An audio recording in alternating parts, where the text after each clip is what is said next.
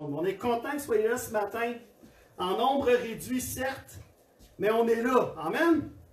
Et les autres sont avec nous via la technologie, et on est content que vous soyez là aussi, ceux qui nous regardent en ligne. Et ce matin, je voulais débuter une série de messages. C'était sur mon cœur depuis déjà quelques semaines, depuis le début de l'année. Et je me suis dit, tiens, on se lance ce matin. Et le titre de la série, c'est « Prêt, pas prêt ». Et bon, je ne sais pas si vous êtes prêts à entendre ce que j'ai à dire ce matin. Vous allez l'être de toute façon quand ça va arriver. Ça y est là. Mais prêt, pas prêt. Et ça va être sur 2 semaines. Donc cette semaine et la semaine prochaine. Donc je vous invite. Je sais que vous ne pouvez pas être là nécessairement la semaine prochaine physiquement, mais ne manquez pas la réunion qu'on va avoir en ligne. Si vous pouvez y avoir accès, allez-y fort. Et je veux commencer avec un verset ce matin. Éphésiens chapitre 1, versets 4 à 5 nous dit, et je vais aller dans la version français courant, ça nous dit, avant la création du monde, Dieu, tu veux-tu m'allumer ça puis éteindre les petites, je ne sais pas, Coco, Alain, quelqu'un, je ne sais pas s'il y a quelqu'un. Merci, juste pour, parce qu'en ligne, sinon, ils voient moins bien. Pas celle-là, les petites sites. Ouais. Merci. Merci, t'as dit, il faut tout penser, tous les petits détails. Là. Éphésiens 1, 4 à 5 nous dit, avant la création du monde, Dieu nous avait déjà choisis pour être siens par le Christ. Amen? Amen? Amen. Ça, c'est bon, ça. C'est une bonne nouvelle.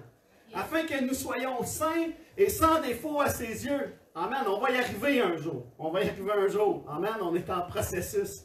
Dans son amour, Dieu avait décidé par avance qu'il ferait de nous ses enfants par Jésus-Christ. Dans sa bienveillance, voilà ce qu'il a voulu. Amen? Ça dit par adoption dans d'autres versions. Dieu nous a choisis, amen, pour qu'on soit ses enfants. Quand Dieu est venu sur cette terre, il nous avait choisis pour qu'on soit ses enfants, amen.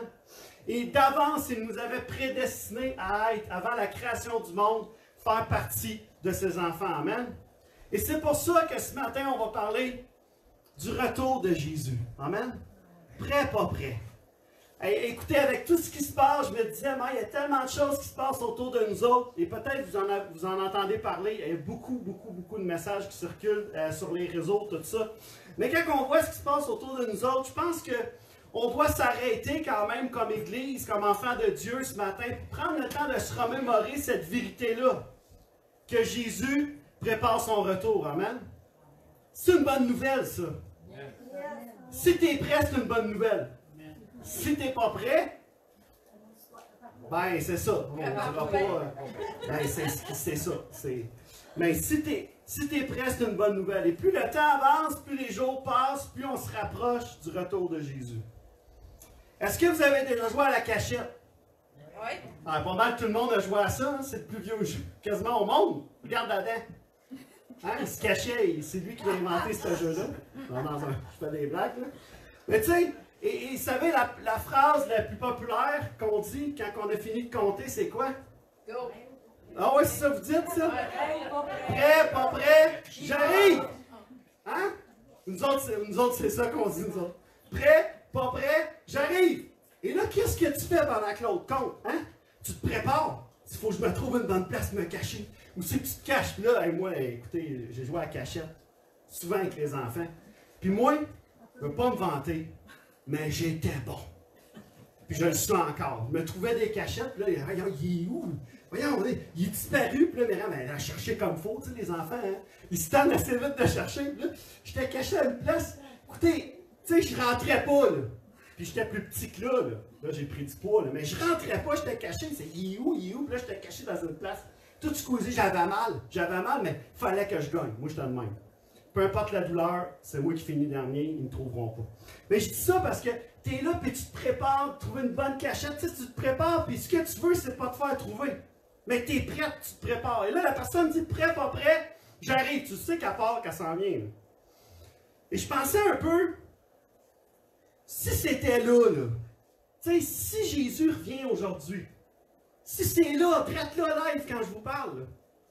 Si c'est tout de suite, demain, après-demain, allez-y, parce que ça fait des années qu'on prêche le retour de Jésus, on le sait. Mais si c'était aujourd'hui, est-ce qu'on serait prêt à rencontrer notre Sauveur, notre Seigneur? Amen? Oui. Et ça peut être demain, hein? Parce que, oui, Jésus prépare son retour, comme on va le voir ce matin, mais Jésus peut revenir pour nous n'importe quand. Demain, Jésus peut venir te chercher. Tu ne sais pas ce que Dieu prépare.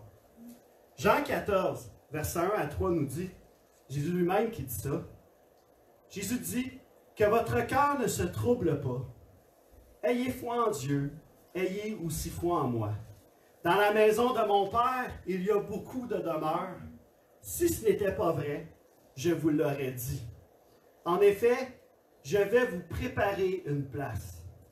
Lorsque je vous aurai préparé une place, je reviendrai et je vous prendrai avec moi, afin que vous soyez, vous aussi, là où je suis. Amen. Yes. On va prier ensemble pour sa parole ce matin. Père éternel, on veut te remercier pour ta parole ce matin. Qu'elle puisse être semée dans nos cœurs comme une bonne nouvelle, Seigneur Dieu. Que ça vienne motiver, stimuler notre foi ce matin. Que tu puisses, Saint-Esprit, faire ton œuvre à travers cette parole. Que tu puisses nous faire fleurir quelque chose dans nos cœurs. Que ça puisse porter du fruit, Seigneur Dieu. Merci, Père, pour l'œuvre de ta parole ce matin. Je te prie que tu puisses me donner sur moi ton esprit afin de pouvoir partager cette parole avec amour, avec conviction, avec sagesse, avec discernement. Dans le nom de Jésus, on a prié. Amen. Amen. La parole de Dieu, c'est bon. Amen. C'est bon ce verset-là. Jésus annonce lui-même à ses disciples, il est en train de leur dire, je vais vous préparer une place, la gang. Je vais vous préparer une place. Puis je vais revenir, puis je vais vous prendre avec moi pour que vous soyez vous aussi là où moi je m'en vais. Amen. Il y avait un gars. Alors vous allez en entendre des petites histoires un matin, je vous le dis. Un jeune gars, un jeune homme qui postule pour un poste dans une ferme. Et le gars, il se fait demander ses qualifications par le fermier qui est là, le propriétaire de la ferme. Il dit, écoute, as-tu des qualifications, tout ça, tu sais, pour faire ça, puis que je t'engage, moi je veux savoir, es-tu qualifié? Le gars, il répond au fermier, il dit, écoute, je peux dormir quand le vent souffle. Je peux dormir quand le vent souffle. Là, le fermier, ok, pas dire grand-chose. Ok, le gars est intrigué un peu, le fermier, mais il aimait bien ce qu'il voyait chez le jeune homme, fait qu'il décide de l'engager. Quelques jours plus tard, une couple de jours après, le fermier et sa femme se réveillent d'ennui parce qu'il y a une violente tempête. Ils sont réveillés par les vents, par la pluie, par la grêle, tout ça. Et là, ils commencent rapidement à vérifier les choses pour voir si tout était sécurisé. Parce que quand tu es dans une ferme, tu veux que tous les animaux soient... Fait qu'ils commencent à vérifier ça. Et là, ils constatent tout ça, que les volets de la ferme sont solidement fixés. Qu'une bonne réserve de bûches avait été placée à côté de la cheminée. Ils commencent à regarder les outils agricoles, ils avaient tout été placés dans leur hangar de stockage. Ils étaient à l'abri des intempéries. Le tracteur il avait été déplacé dans le garage. La grange avait été verrouillée correctement. Tout allait bien. Alors là, le fermier, il repense à ses affaires. Il repense à ce que le gars il a dit. Le gars, il a dit, moi là, je peux dormir quand le vent souffle. Ça ne me dérange pas que le vent souffle, je peux dormir.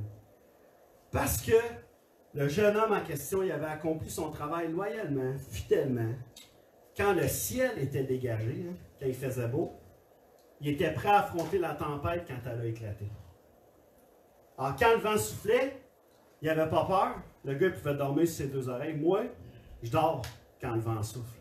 Parce que je suis bien préparé à ce qui s'en vient. Parce que je me prépare. Amen. Et ce matin, mon message, c'est prêt, pas prêt. Hein?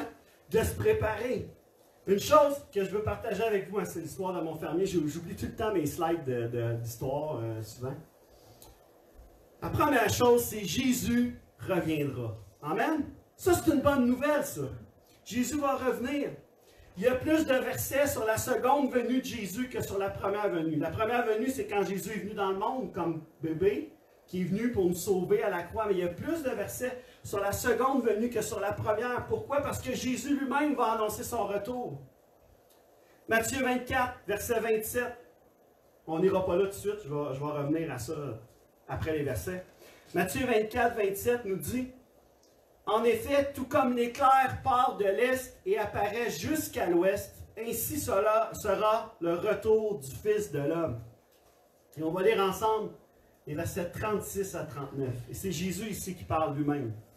Il dit, quant au jour et à l'heure, personne ne les connaît, pas même les anges du ciel, ni même le Fils. Mon Père seul les connaît. Ce qui est arrivé à l'époque de Noé arrivera de même au retour du Fils de l'homme.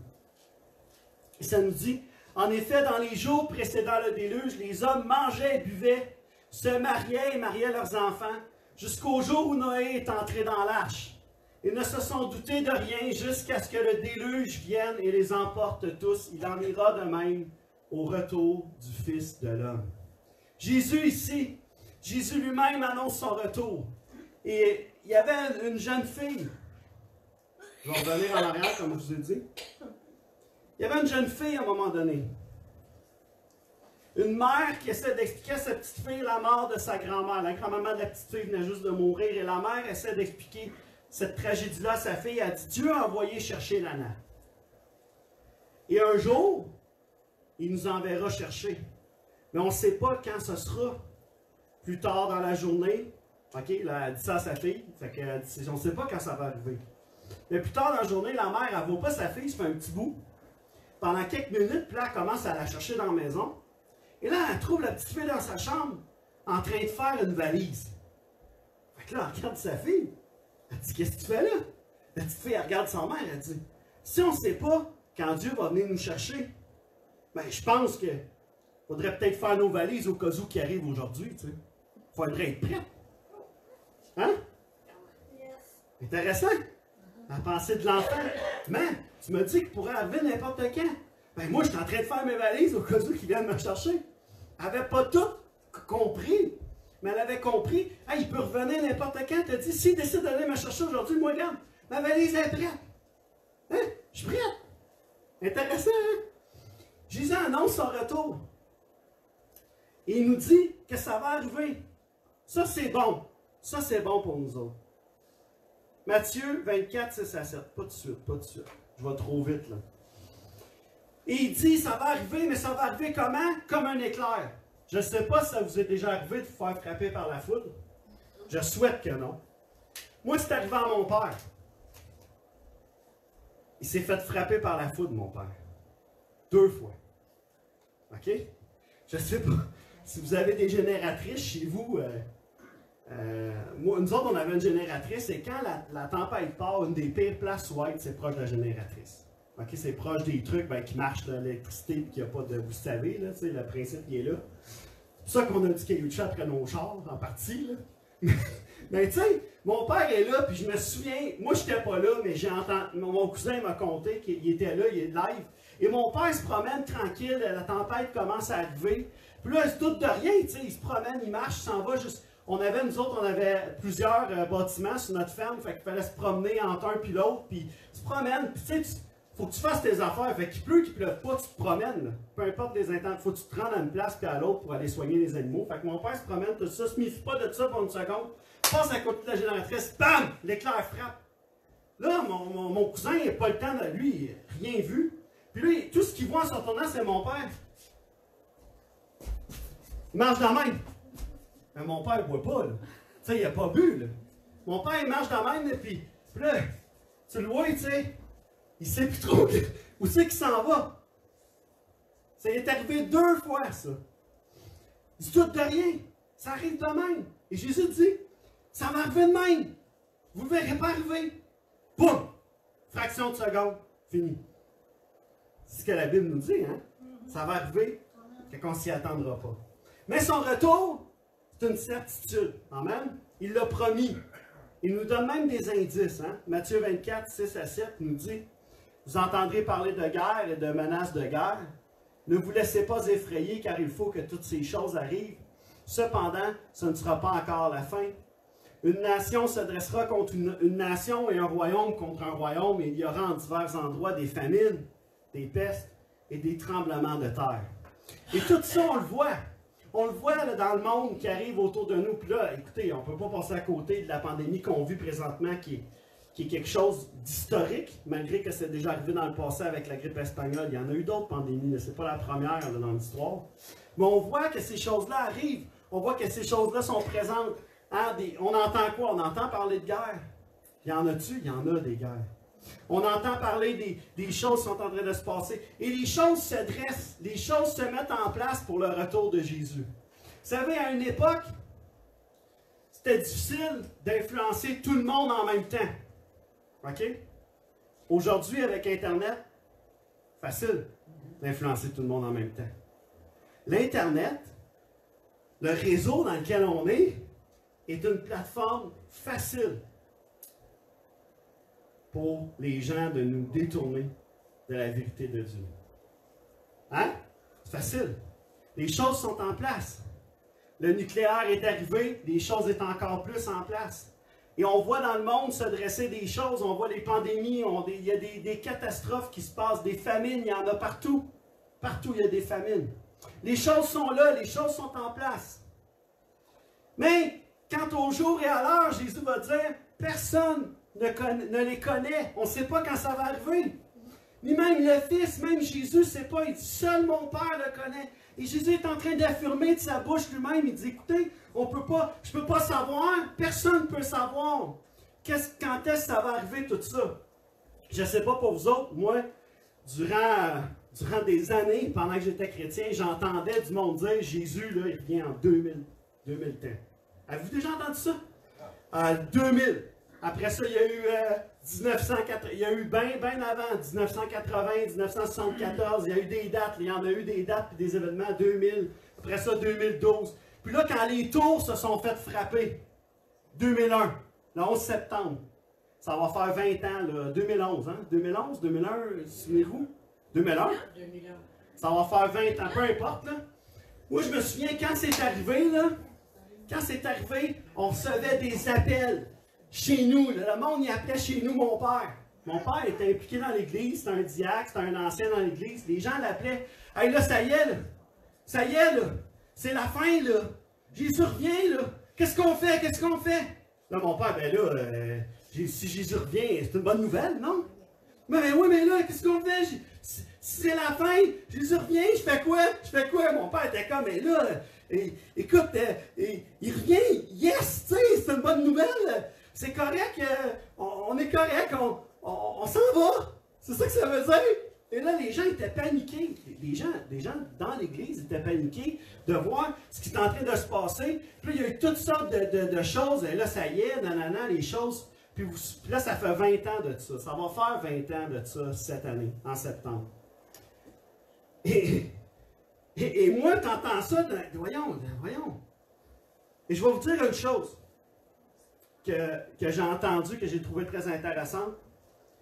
On n'a pas besoin de connaître le quand on connaît le qui.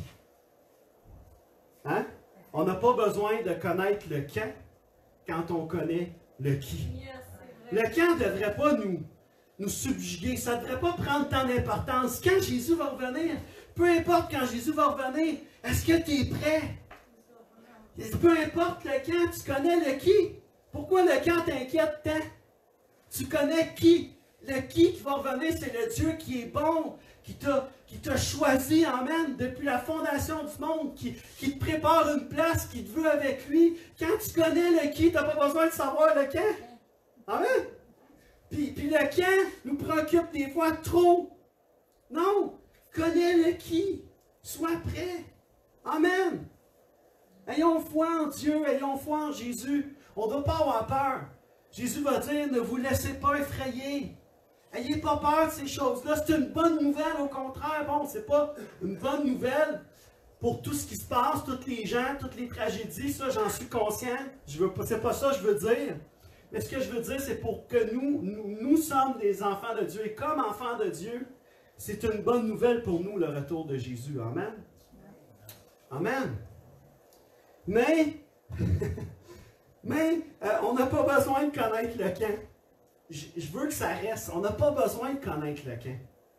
Si vous me demandez quand est-ce que c'est proche, je vais te dire oui. C'est sûr que c'est proche. Regarde tout ce qui se passe. C'est sûr que c'est prêt. C'est sûr que Jésus revient bientôt. Le bientôt, c'est quand? Bientôt? Je n'ai pas de réponse. La Bible a dit quant au jour et à l'heure, personne ne les connaît. Ni même le Fils. Alors moi, je ne te dirai pas quand est-ce que ça va arriver. Mais est-ce que tu connais le qui? Est-ce que tu sais qui il est? Ah, c'est ça l'important, amen. Et on ne se mettra pas la tête dans le sable. Beaucoup de gens, peut-être même il y en a qui nous écoutent ce matin, ne connaissent pas le qui. Hein? Ni quand. Parce qu'ils ne savent pas que ces choses-là vont arriver. Mais nous, on sait. Je ne sais pas si vous vous rappelez les dernières fois que vous avez été en voyage, séparés longtemps de vos enfants. Mais moi, je me souviens à un moment donné avoir été à une retraite de jeunesse. Et je me souviens, j'avais été parti pendant à peu près 3 jours. Et Liel était très, très jeune à ce moment-là. Et lui, papa, tu sais, papa, c'était papa. Tu sais, comprenez ce que veut dire? Il y a des enfants, là, c'est comme c'est maman, d'autres, c'est papa. Puis c'est pas ce qu'il préfère. C'est juste que papa, pour lui, quand papa était parti, puis ça faisait quelque chose. Puis, je me souviens, tu sais, c'est comme quand les enfants, tu fais le nom de groupe, on est-tu arrivé, là? S'en viens-tu? Mais tu sais, quand tu sais que ton père va revenir, puis tu as hâte de le voir. Tu sais, tu as hâte de le voir, qu'est-ce que tu fais? Tu regardes par la fenêtre. Hein? Tu sais, avez-vous la plupart d'entre vous autres, vous avez des chiens, des animaux, vous avez peut-être déjà eu des chiens. Avez-vous remarqué les chiens, ce qu'ils se font? Quand ils savent que tu vas arriver. Moi, j'en ai une, là.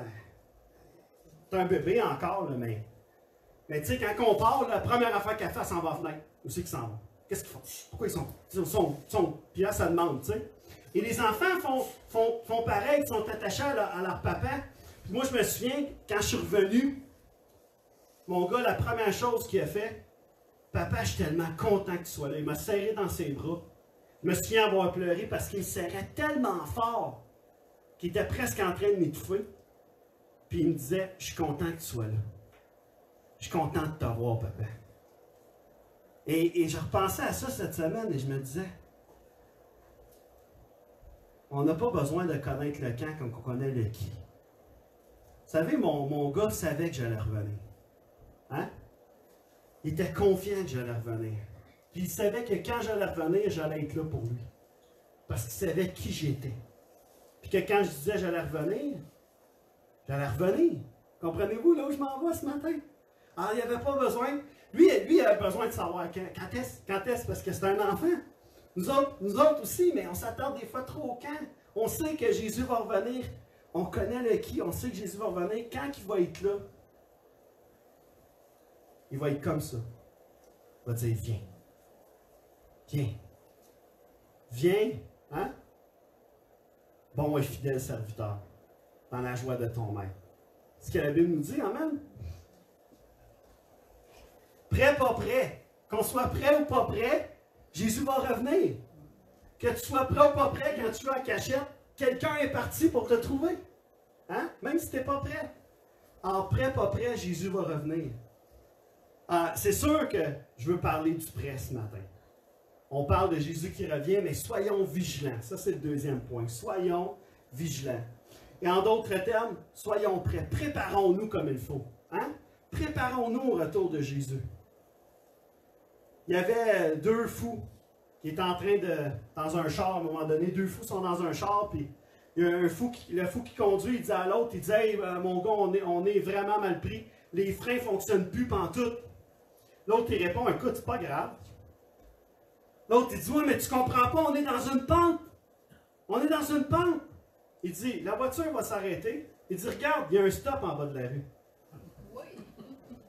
Hein? Génial. Demain, il y a un stop en bas de la rue. La chambre va s'arrêter, voyons, il y a un stop. Et ça serait ridicule de penser, nous aussi, de cette façon-là, de dire, voyons, tu sais, on va parler la semaine prochaine des Matthieu 25, les 10 folles, les 5 folles, les 5 sages, la semaine prochaine.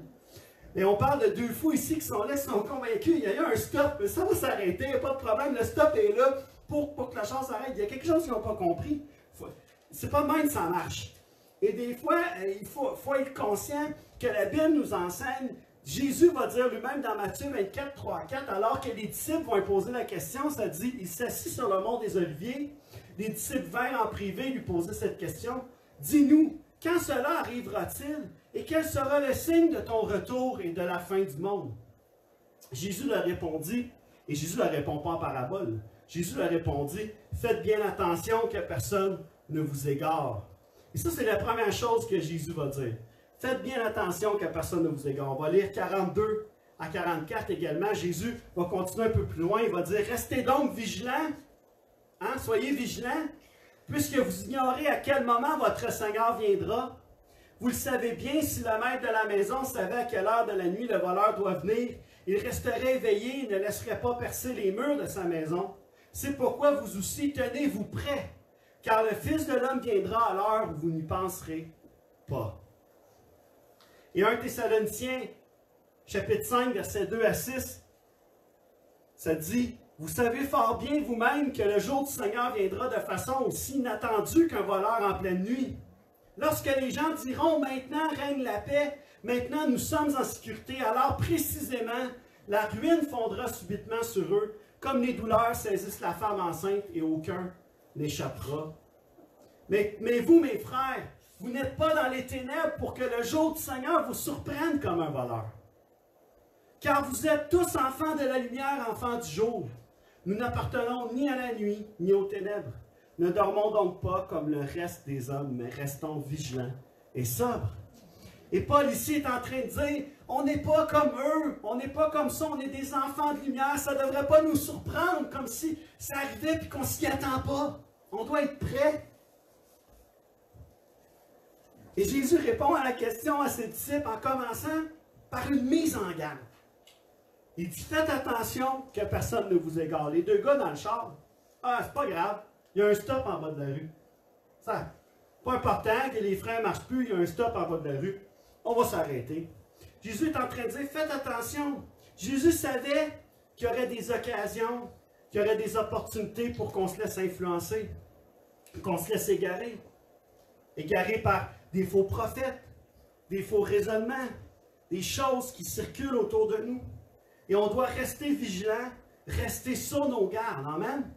Et éprouver toutes choses avec la parole de Dieu ce matin. Je veux nous encourager ce matin. Quand on reste vigilant, ce matin, où là je veux en venir, c'est qu'il faut être prêt à faire face à ces choses-là. Il faut éprouver les choses qu'on entend avec la parole de Dieu, avec le discernement que donne le Saint-Esprit. Moi, je prêche la parole, mais je vous encourage à aller regarder dans vos Bibles. Tu sais, quand des fois je vais citer un verset comme ça, allez voir le verset. Allez voir le verset. Allez voir, éprouvez ce que je dis. Puis si vous dites, hey, écoute, j'ai lu, tu sais, puis pasteur, je sais pas. Hey, je sais que c'est pas facile de dire ça en pasteur. T'es dans l'erreur ou non, pas sûr que tu dises vraiment ce que ça dit. Mais j'ai déjà quelqu'un qui est venu me voir à un moment donné. Je venais de prêcher un message, puis j'avais rien dans mes notes. Et tu sais, je me suis laissé, tu sais, quand t'es dedans, et je me suis mis à avoir dit des trucs, puis dans le fil de... Je me suis pas rendu compte, tu sais. Et la personne vient me voir, elle dit, tu sais, pas tel verset, ou c'est pas tant, puis je disais, hey, merci de m'avoir fait prendre conscience de ça. Tu sais, pour que je puisse moi-même m'éprouver, puis dire, hey, attention à ce que tu dis, tu sais, faire attention. Alors maintenant, je note. Je note, je fais attention. C'est-tu dans mes notes? C'est pas. Là, quand je ne suis pas sûr, je vais vous dire, je ne suis pas sûr, mais je pense que. Comme ça, vous allez pouvoir me dire, tu sais, ben, tu pensais que, mais c'est pas ce que tu pensais. Comprenez-vous? Éprouvons, n'ayons pas peur. 1 Jean chapitre 4, verset 1 à 4 nous dit, mais attention, mes chers amis, ne vous fiez pas à n'importe quel esprit. Mettez les esprits à l'épreuve pour voir s'ils viennent de Dieu, car bien des prophètes de mensonges se sont répandus à travers le monde. Voici comment savoir s'il s'agit de l'Esprit de Dieu. Tout esprit qui reconnaît que Jésus-Christ est devenu véritablement un homme vient de Dieu. Jésus, Fils de Dieu, amen. Tout esprit, au contraire, qui ne reconnaît pas ce Jésus-là, ne vient pas de Dieu. C'est là l'esprit de l'Antichrist dont vous avez entendu annoncer la venue. Écoutez ça. Eh bien, dès à présent, cet esprit est dans le monde. Vous, mes enfants, vous appartenez à Dieu, vous avez la victoire sur ces prophètes de mensonges, car celui qui est en vous est plus puissant que celui qui inspire ce monde. Mais je veux qu'on prenne conscience, et bien, dès à présent, cet esprit est dans le monde. Il était là, il était déjà présent, il est là, il circule autour. Et la Bible nous enseigne à éprouver, à faire attention, à discerner les choses qu'on entend, qu'on écoute. Si vous savez le nombre de choses que je flush, que je vois, que je filtre sur... parce que des fois, j'ai même des discussions avec des gens, puis rien, là, je vous dis ça, mais j'ai des discussions des fois avec les gens, puis je dis, écoute, je comprends, mais si je regarde la parole de Dieu, moi, je vois ça dans la parole de Dieu. Tu sais. Mais, je comprends, tu sais, je suis correct. On n'a pas besoin d'être d'accord avec tout ce qui se dit, tout ce qui se fait. On doit éprouver, amen, revenir à la parole de Dieu. Qu'est-ce que la Bible dit sur le retour de Jésus? Bien, ce matin, je vous enseigne une partie de ce que la Bible dit sur le retour de Jésus. Ça dit qu'on ne connaît ni le jour ni l'heure. Alors moi, quand j'entends des gens dire qu'il va revenir en 2012 ou en 2025, je dis aux gens, écoute, c'est bien? Ben, c'est bien. Mais si tu le sais qu'il revient en 2025, qu'est-ce que tu vas faire pendant les 5 ans à venir? Ah, je vais manger, boire. Ah, je vais faire la fête. Tu sais, hein? Tu sais, si on le savait, là, pensez-y 2 minutes, si le monde savait, si Jésus annonçait, c'est en 2029, tout le monde, là, telle date, 2029, la plupart des gens, par peur, vont faire comme, hey, c'est là, c'est là, c'est là. Mais Jésus, il dit, non, il faut toujours être prêt. Amen, parce que ça peut être demain. Alors, prêt, pas prêt. Et j'aimerais ce matin qu'on prenne exemple sur Néhémie ce matin. On va tourner dans nos Bibles, Néhémie 4, 1 à 5, parce que les versets ne s'afficheront pas. Je vous encourage à tourner, sinon je vais le lire pour vous simplement. Mais Néhémie 4, 1 à 5, Néhémie est en train de reconstruire la muraille. Et vous savez, il arrive une confrontation, il arrive de l'adversité dans ça. Les autres ne veulent pas qu'ils finissent de construire. Ils voient un affront à ça, puis ils veulent s'interposer à la volonté de Dieu. Et dans Néhémie 4, 1 à 5, on a cette opposition-là qui prend place. Je veux juste trouver la bonne version de cette technologie-là. Ça va bien. Bon, on va lire ça là. Néhémie 4, 1 à 5 nous dit, lorsque Sanballat, Tobia, les Arabes, les Ammonites et les Ashdodiens, c'est ce qui est écrit, apprirent que la restauration des murailles de Jérusalem progressait et que les brèches commençaient à être obturées, ils se mirent très en colère. Ils se liguèrent tous ensemble pour aller attaquer Jérusalem et y semer le désordre. Alors nous avons prié notre Dieu et nous avons posté des gens pour monter la garde de jour et de nuit pour nous défendre contre eux. Cependant, déjà le peuple de Juda murmurait, ceux qui portent les fardeaux sont à bout de force. Et les tas de décombres restent énormes. Jamais nous n'arriverons à rebâtir cette muraille. Quant à nos adversaires, ils disaient, ils ne sauront rien et ne verront rien jusqu'au moment où nous surgirons au milieu d'eux pour les massacrer et mettre fin à ce travail. Hein? Ils se douteront de rien. On va arriver là, quand ils vont s'y attendre le moins. On va les tuer, on va les massacrer, puis ça va être fini. Hey! Et on va continuer, on va lire un peu plus loin. Néhémie versets 10 à 12, nous dit ceci. Il nous dit, mais à partir de ce jour, alors là, les plans de l'ennemi ont été mis à jour. Il y a des gens qui venaient dire, qui rapportaient au peuple d'Israël quand est-ce qu'ils prévoyaient, parce qu'il y en a qui... Et là, tout ça, ça a disparu, les plans de Sanballat. Mais ça dit au verset 10 à 12, mais à partir de ce jour, la moitié des hommes seulement faisaient le travail et ceux de l'autre moitié vêtus de cuirasse étaient armés des lances, des boucliers et des arcs. Et les chefs se tenaient derrière tous les gens de Juda. Ceux qui étaient occupés à rebâtir la muraille, écoutez ça, rebâtissent la muraille et ceux qui portaient ou chargeaient les fardeaux travaillaient d'une main et tenaient une épée, une arme de l'autre. Chacun des bâtisseurs avait son épée attachée à sa hanche. C'est ainsi qu'ils bâtissaient. Un homme se tenait à mes côtés, prêt à sonner du corps. Et je disais cette histoire-là, j'ai dit, quelle vigilance! Ils étaient prêts, eux autres, là. Ils étaient prêts, eux autres. En face à leur ennemi, ils s'étaient préparés. Ils s'étaient dit, hey, on ne laissera pas ça faire, on va rester vigilants. On ne sait pas quand est-ce que ça va arriver, on va rester vigilants. Alors même qu'ils continuent à travailler, à accomplir leur travail, à servir Dieu, à être dans la destinée de Dieu, il y avait leur épée à la taille. Ils étaient prêts à se battre. Ils étaient prêts à se battre. Ils étaient prêts pour le combat. Hein? Ils étaient vigilants. Et ce matin, je veux nous encourager avec cette parole. Soyons vigilants. Soyons prêts. Tenons-nous prêts. Soyons prêts. Préparons-nous comme eux, ils étaient prêts. On doit rester vigilants. On doit être prouvé. On doit être vigilant parce que Dieu prépare son retour. Jésus prépare son retour. On doit être prêt. On doit être prêt. Luc chapitre 12, versets 16 à 22, je ne sais pas si je pense pas que je le lis ici. Luc chapitre 12, versets 16 à 22, on va lire ça ensemble ce matin. Dans Luc chapitre 12, verset Luc 12, puis verset 16 à 22. On va lire ça ensemble ce matin. On a l'histoire d'un homme qui récolte beaucoup et qui se demande quoi faire avec ces récoltes-là. Alors Jésus raconte cette parabole à ses disciples, aux gens qui l'entourent. Il dit, le domaine d'un riche propriétaire avait rapporté de façon exceptionnelle. L'homme se mit à réfléchir, le gars qui avait rapporté tout ça au niveau de son domaine. Que faire, se demandait-il. Je n'ai pas assez de place pour engranger toute ma récolte.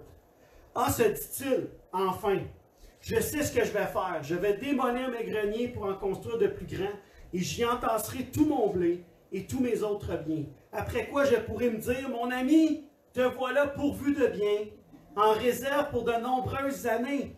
Repose-toi, mange, bois et jouis de la vie. Mais Dieu lui dit, pauvre fou que tu es, cette nuit même, tu vas mourir et tout ce que tu as préparé pour toi, qui va en profiter? Voilà quel sera le sort de tout homme qui amasse des richesses pour lui-même, au lieu de chercher à être riche auprès de Dieu. Ah, Jésus, envoie cette parabole-là. Tu dis, mais c'est cru un matin, pasteur, ta parabole-là. Hey, c'est rough un matin. Je veux juste vous encourager. Jésus est en train de dire, écoute, Jésus condense cet agissement-là, condense cette pensée-là, ce cœur-là qui cherche à récolter des choses pour lui-même. Et Jésus est en train de dire, tu n'as pas compris, c'est pas ça que je te demande de faire. Soyons prudents, restons vigilants, amassons-nous pas des richesses que la rouille peut détruire. Amassons-nous des richesses dans le royaume de Dieu, la Bible nous encourage à faire. Amen. Soyons prêts. On est plus près que jamais. Ayons ça à cœur de se préparer comme il faut. Et vous savez, si vous me demandez comment je peux être prêt, sois près de Jésus. Une relation avec lui. C'est ton papa, c'est lui. Accepte-le comme ton Seigneur et Sauveur. Je sais qu'on est dans l'Église, ça fait des années. Je sais qu'on est là, mais il y a peut-être des gens qui nous écoutent qui n'ont pas fait ce choix-là dans leur cœur encore. Il faut accepter Jésus comme son Sauveur et Seigneur. Et demander pardon pour les fautes qu'on a commises. On l'accepte, ensuite Jésus vient et habite en nous. Amen. C'est lui qui nous donne le salut par sa grâce. Mais, écoutez, C.S. Lewis a dit ceci, un chrétien n'est pas celui qui ne se trompe jamais, mais celui qui est capable de se repentir et de recommencer après chaque chute à cause de l'œuvre intérieure du Christ. C'est pas, on va se tromper, on va faire des erreurs, on est humain, on n'est pas parfait. Mais on recommence après chaque chute. On se relève à cause de ce que Jésus, l'œuvre que Dieu fait en nous. Amen? Amen. Restons vigilants. Restons prêts. Lisons notre Bible. Prions Dieu. Soyons près de lui. Amen? Soyons près de lui pour être prêts. Je termine avec une histoire ce matin.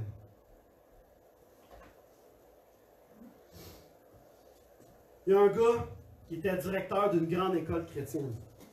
Il était préoccupé parce qu'il découvrait dans tant de salles de classe qu'il visitait, il y avait des papiers qui étaient souvent éparpillés partout sur le sol, les bureaux des étudiants, il y avait tout plein de stock là-dessus. Fait que le gars était un peu découragé de la situation.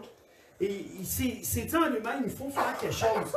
Il faut vraiment faire quelque chose pour ça parce qu'il se disait, l'apprentissage ne peut pas avoir lieu dans un environnement qui est aussi désordonné que ça. C'est pas possible. Alors, il décide de passer à l'action. Écoutez bien ça, c'est vraiment bon. Il choisit une salle de classe pour une expérience il se présente aux élèves et il fait la proposition suivante avec un sourire aux élèves. Il dit, écoutez, il dit, votre professeur puis moi, on s'est parlé un peu. Il dit, puis on vous donne une salle de classe qui est bien équipée, mais on a besoin de votre aide pour garder vos bureaux puis la salle de classe en ordre. Parce que là, écoutez, on a remarqué là, que ça n'avait pas d'allure. T'sais. Alors, beaucoup d'entre vous, là, vous laissez des papiers froissés à l'intérieur de votre bureau, des livres ouverts dessus, des pages qui sont pliées, tous des trucs qui traînent sur votre bureau. Puis souvent, il y a même des crayons qui se ramassent sur le sol, sous vos bureaux. Puis il y a tout plein d'autres déchets là, qui se ramassent un peu partout. Ça n'a pas d'allure, il faut que ça cesse tout de suite. Alors, je vais vous demander de quoi? Et je vais vous demander que chacun de vous autres là, nettoie votre bureau aujourd'hui. Puis commence dès cette année là, scolaire qui arrive, en prenant cette résolution-là de le garder propre. Puis un jour, je vais revenir, puis je vais inspecter vos bureaux, puis la personne avec le bureau le plus soigné, le plus propre, va recevoir un billet de 100 $. Mais il dit, je ne vous dis pas quel jour ça va être. Ça va être une surprise. Même votre professeur ne saura pas quel jour va revenir. Alors les enfants commencent à pousser des cris d'excitation. C'est hot, on va gagner un 100$. La gang, on a juste à mettre nos bureaux propres. Il n'y a rien là, let's go, on y va, let's go. Et tout excité, commencent à ranger ça, tirer des objets, mettre ça dans leur bureau, remplissent les corbeilles, ils mettent tous les déchets dans les ordures, commencent à ramasser tous les papiers, ils empilent soigneusement les livres sur le coin de leur bureau, commencent à aligner leurs crayons, tout par couleur sur leur bureau, tout ça, tout est beau, ils font tout ça, là, tu sais. Alors, chaque matin, pendant une semaine, les étudiants vérifiaient leur bureau, tout ça, puis ils s'assuraient qu'ils étaient en parfait état, ils étaient confiants qu'aujourd'hui, ça va être le jour, là. Il va revenir, puis c'est moi qui vais gagner 100$. Ils font ça pendant une semaine. Bon, la semaine qui a suivi, ensuite de ça, il y a une couple de gars qui ont fait, écoute, là, pas pour faire ça, il ne reviendra pas, puis pas pour faire ça de même, ils se lassent. Fait qu'ils commencent à continuer ils reviennent à leurs anciennes habitudes. Troisième semaine, il y a d'autres étudiants qui font remarquer aux autres, disent, écoute, là, je doute bien qu'il va revenir, là, il ne reviendra jamais, là, arrête, là, je doute qu'il va revenir, puis il a juste dit ça pour qu'on garde nos bureaux propres, dans le fond. Tu sais, juste ça pour qu'on garde nos bureaux propres. Au bout de 2 mois, ça fait 2 mois qu'il est rentré dans la salle de classe, le directeur. Au bout de 2 mois, personne n'était venu dans les classes, puis il avait pris la peine d'inspecter leur bureau, puis il avait comme oublié la promesse du directeur après 2 mois. Il ne se souvenait plus de ça. Mais il y a une fille, une jeune fille qui, elle, avec soin, elle inspectait son bureau tous les matins et plusieurs fois par jour. Elle s'assurait que tout était en ordre, au cas où. Alors, pendant des mois, elle se faisait taquiner par les autres. Les étudiants, oui, il ne reviendra pas. C'est bien, voyons. Il ne reviendra pas. Pourquoi tu fais ça? Ça sert à rien. T'as l'air stupide de croire à ça, il ne reviendra pas. Voyons donc, tu fais ça pour rien. Mais elle restait silencieuse, puis elle continuait à garder son bureau en parfait état, puis elle attendait. À la fin de l'année, on frappe à la porte de la classe. Le directeur rentre. Et là, tous les étudiants sont comme « oh non! Qu'est-ce qu'on va faire? » Et là, rapidement, qu'est-ce qu'ils commencent à faire penser? Ils commencent à ramasser les affaires sur leur bureau, à mettre ça en place. Ils commencent à paniquer, puis ils commencent à serrer leur truc, à essayer de mettre leur bureau propre. Le directeur fait signe dans même. « Hey, arrêtez ce que vous faites. C'est pas de même que ça marche. Arrêtez ce que vous faites. » Lève la main, ça suffit. Et il demande à tous les étudiants de se tenir à côté de son bureau, au garde à vous, puis pendant que lui inspecte chaque bureau. Alors, un bureau après l'autre, il rejette tous les bureaux qui sont là. Il dit, non, ça n'a pas de bon sens, parce qu'ils ont été négligés. Un garçon, un jeune, il regarde le directeur, puis il essaie même de donner des excuses. Mais ça ne sert à rien. Hein? Il donne des excuses, là, nanana. Un autre, il reproche au professeur de ne pas leur avoir rappelé. De ne pas leur avoir rappelé que, hey, le directeur va revenir, pensez à serrer vos bureaux. Un autre, il reproche au directeur de les avoir fait attendre trop longtemps. C'est de ta faute. Si tu étais venu avant, tu aurais trouvé mon bureau propre. Finalement, le directeur arrive au bureau de la petite fille. Et là, elle, toute confiante, elle expose son bureau au directeur parce qu'elle, elle sait que son bureau rien à se reprocher, elle a tout bien fait. Alors, tout bien entretenu, elle rayonne devant le directeur. As-tu vu mon bureau? Comment il est beau, comment il est propre. Ah, le directeur inspecte son bureau, prend la jeune fille par la main, l'amène en avant de la salle de classe, il remet le billet de 100 $ à la jeune fille. Il regarde le reste de la classe et dit, les filles, les gars, cette fille-là, elle n'a jamais cessé de croire que je reviendrais. Fait qu'elle a gardé son bureau en parfait état. Elle n'avait pas besoin de s'inquiéter du jour ou même de l'heure à laquelle j'arriverais parce qu'elle était toujours prête. Toujours prête. Ah! Posons-nous la question. Quelle personne sommes-nous dans cette histoire? Quelle personne sommes-nous dans cette histoire qu'on vient d'entendre ce matin? Sommes-nous la jeune fille qui prend le temps de regarder sa vie? J'ai fait ce qu'il fallait. Aujourd'hui, je suis contente. Si Jésus revient, je suis prête. Si Jésus revient demain, je suis prête. Seigneur, tu peux venir me chercher? Je suis prête. Ça ne me dérange pas que tu viennes me chercher aujourd'hui. Je suis prête aujourd'hui. Parce que regarde, tu vu ce que j'ai fait? Tu vois, les crayons. Tout est beau. Hein? Ou on cherche des excuses. Hey, c'est de ta faute. Si tu étais venu avant, tu aurais été prête. Mais là, tu sais, trop tard. Puis, c'est la faute du pasteur. Il n'a jamais prêché sur ton retour. Je ne pourrais plus dire ça à cette heure. Mais tu sais, il ne m'a jamais rappelé que ça s'en venait. Tu sais, comprenez? C'est pas une raison. Hein? C'est pas une raison. On va se lever ensemble, terminer en prière ce matin. Et j'aimerais ça donner l'occasion aux gens qui nous écoutent en ligne. Si jamais il y en a, que c'est la première fois, vous entendez parler du retour de Jésus, vous entendez ce message-là ce matin, je veux vous encourager. Jésus est là, il est près de son retour. Mais Jésus aimerait ça venir dans vos vies. Jésus aimerait ça faire partie de vos vies. Et ce matin, on va prier ensemble pour les gens qui nous écoutent en ligne. On va commencer comme ça, par une simple prière pour ceux qui pourraient peut-être nous écouter. C'est la première fois qu'ils entendent parler d'un Jésus comme ça qui va revenir. Et je veux vous encourager à ne pas avoir peur ce matin. Ce n'est pas un message de peur, c'est un message d'espoir ce matin, que je lis ce matin. Mais es-tu prêt ce matin? Es-tu prêt? Sommes-nous prêts? Sommes-nous comme cette jeune fille ce matin? Alors, si tu es là en ligne et tu entends ce message-là pour la première fois, je t'invite juste à faire cette simple prière dans ton cœur. Jésus, je t'invite à venir dans ma vie aujourd'hui. Je veux que tu deviennes le Seigneur de ma vie ce matin. Je te demande pardon pour les choses que j'ai faites, les erreurs que j'ai faites. Et je veux que tu viennes habiter dans ma vie ce matin et faire de toi le Seigneur de ma vie. Dieu sauve par grâce. C'est Jésus qui est monté à la croix pour toi et moi, qui vient nous sauver, nous purifier ce matin. Alors je t'invite à accepter Jésus dans ton cœur ce matin. Et Jésus va venir avec son amour, combler le vide qu'il y a à l'intérieur de toi. Fais juste l'inviter à venir ce matin, dans ta vie, dans ton cœur.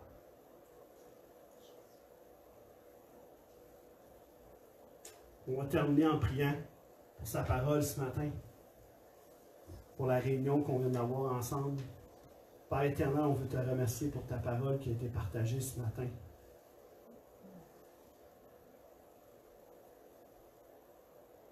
Aide-nous, Père.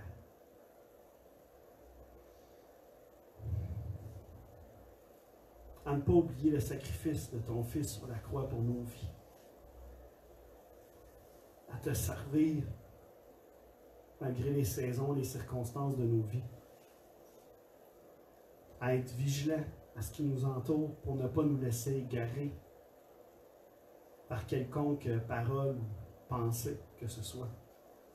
Mais que nous puissions fermement rester attachés à ta vérité. Que ton esprit nous aide à discerner chaque chose.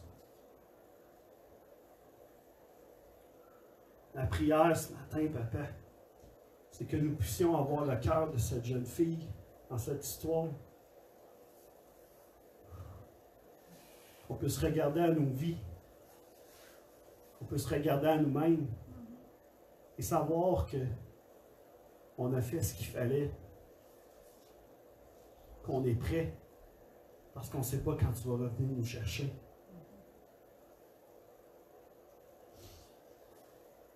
Il y a tellement de gens qui partent, qui n'ont pas l'occasion de pouvoir te connaître ce matin.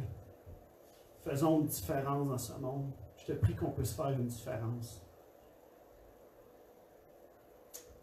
Merci Jésus pour ta grâce, ton amour. Aide-nous. Aide-nous à nous rappeler.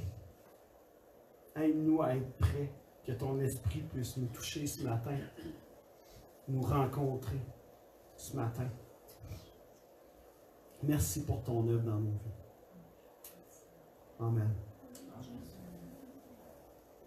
Amen. Soyez bénis. Soyez fortifiés, encouragés. Amen.